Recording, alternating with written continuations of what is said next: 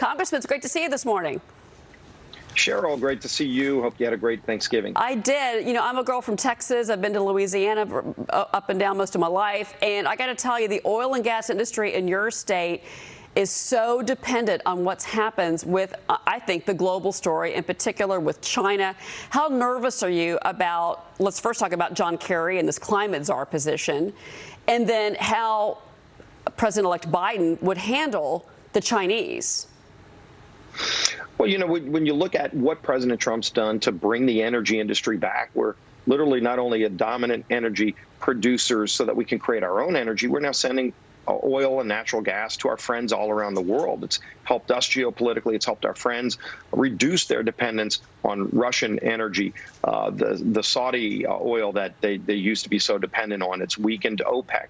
So why anybody would want to go away from that boggles the mind, you know, as you know, from Texas, Louisiana, but so many other states are part of the energy business now. Look at Pennsylvania, you know, and this was a key topic during the debate where Joe Biden went back and forth on the issue of banning fracking. Who knows where he's going to fall on it, but the fact that he would want to bring someone like John Kerry, who had one of the most failed foreign policies. I mean, John Kerry went and helped get the deal to give Iran a nuclear weapon, undermine our biggest ally in the region, Israel, and as well as so many other countries there. So I hope we don't go back to those kind of policies. As you can see, the president's still pursuing his legal challenges and got a win just over the last few days in Pennsylvania, where the court said they can't certify the election there. So, you know, still game to be played there. But I think it's telling when you look at some of the people that Joe Biden would surround himself with, including John Kerry as a global warming czar. Look, the Paris Accord has been a failure. No country in Europe is even in compliance with it, and they exempt China. China would take so many countries' manufacturing jobs. We don't want that to happen to America. We're bringing manufacturing back. We need to strengthen our economy and focus on helping hardworking families become part of the middle class, not give China the gains that we've made over the Trump first term that we've had.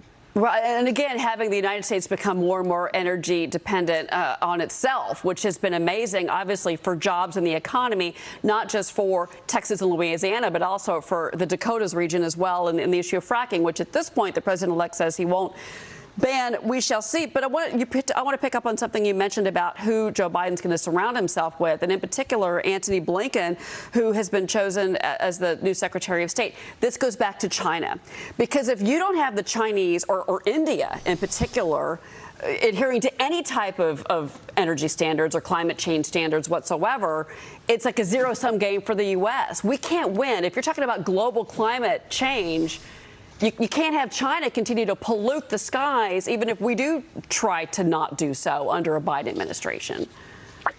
Right, Cheryl. And this is why it was such a smart move for President Trump to get out of the Paris Accord in the first place. Because think about this. We were losing manufacturing under the Obama and Biden years. Those 8 years, we saw our middle class evaporate. We saw manufacturing leave America in droves. Great companies were leaving America, and stuff was still getting made. It wasn't like we weren't making steel. They just weren't making steel in Pennsylvania. They were making it in countries like China and India, where they don't have the kind of standards that we already have. A lot of these people that these globalist, global warming alarmists that love beating up on America, they fail to recognize that we actually have really good standards that are unrivaled anywhere in the world. And so when you exempt China, for example, from these kind of standards, the steel will still get made. It'll just get made in a country where they emit 4 or 5 times more carbon than if we make it here in America. So if you're concerned about carbon emissions, getting into the Paris Accord will actually lead to an increase in global carbon emissions, because those things that are made in America in a smart way, in an environmentally safe way, will instead be made in other places where they emit more carbon. Exactly. And we lose the jobs. Yeah, I agree with you 100%. I want to bring in James Freeman from the Wall Street Journal. He also has been following, obviously, the impact on the oil and gas industry. James? Yeah, thanks, Cheryl. Congressman, I'm thinking even before there is any new Biden regulation or Biden law, some of your Democratic colleagues in the Congress have been pretty successful pressuring big banks not to fund fossil fuel projects. There's been a big issue in Alaska, and I'm wondering if this is an issue in the Gulf region as well, where oil and gas producers have trouble getting financing from the largest banks. James, we've seen that, and it's been a problem all across the United States the last few years, where the folks that just, and by the way, when they say that they're against fossil fuels, you watch them, they fly around on jets and they drive cars. You know, even you cannot plug your Prius into something. You don't plug it into a tree. You've got to get energy from somewhere. A lot of times it's natural gas, coal, nuclear power. They want to get rid of all of that. And yet, you know, they're going to try to wreck your lifestyle. But there's a lot of hypocrisy built into that. But in the meantime, you know, you look at what energy has done to save lives and improve our way of life. We're able to get low-cost energy in America. It not only helps us manufacture, which has rebuilt our middle class. You know, all these people, the hardworking families in all these states that you've talked about, they're making good income. Their wages were rising before COVID, and we're going to get back to those days.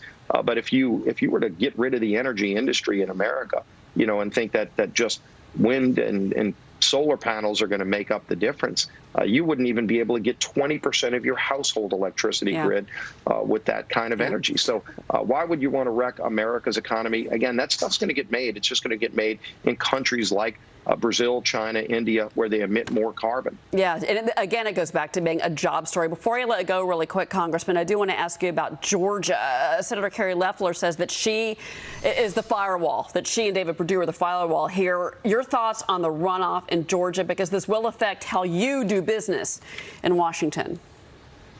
Right. I think, look, everybody that looks at all of these planned shifts to the left, the socialists that are fighting in the House to say that they're going to go back to open borders. I mean, even, you know, Joe Biden's talking about stopping the building of the wall and literally just letting anybody into this country, regardless of what a legal process is, ought to recognize that the only way to stop any of this is in this United States Senate right now.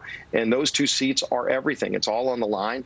I know I've already hosted events. We've raised over $200,000, and I hope everybody stays engaged in those races. I hope the people of Georgia vote for both Senator Perdue and Senator Loeffler. Everything's on the line.